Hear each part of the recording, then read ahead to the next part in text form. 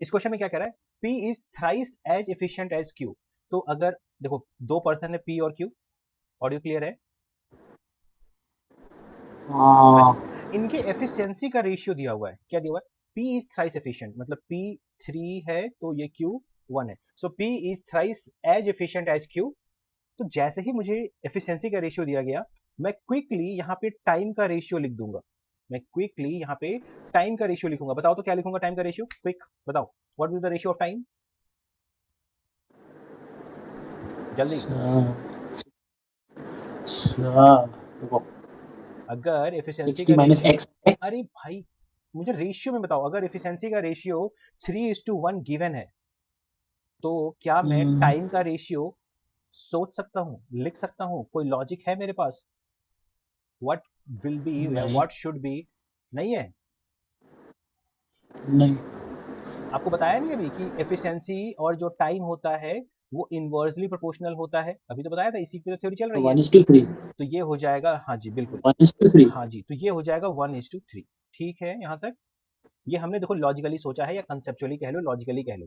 अब कह रहा है कि therefore, therefore and is therefore able, ये इज जो यहाँ पे वर्ब है, इसका सब्जेक्ट कौन है, कैन यू टेल मी?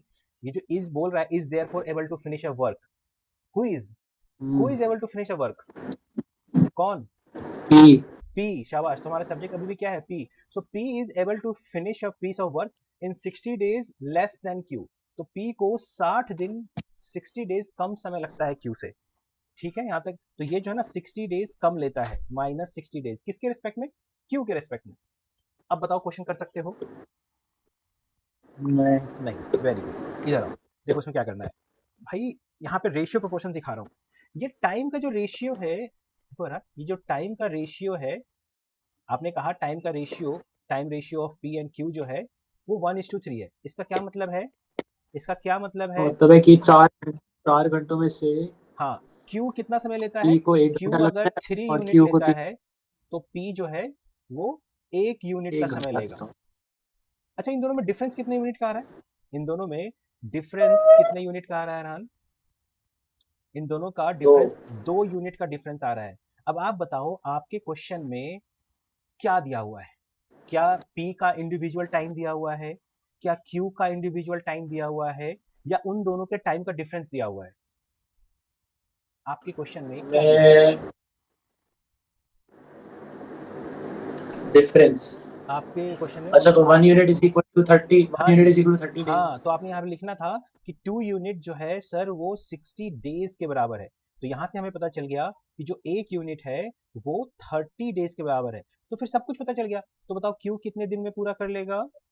बताइए, क्यू अकेले इंडिविजुअली अगर क्यू करेगा तो कितने दिन में पूरा करेगा, बताओ। जल्दी। 90। 90 डेज में कर लेगा, शाबाश, बहुत बढ़िया। तो पी कितने दिन में कर लेगा?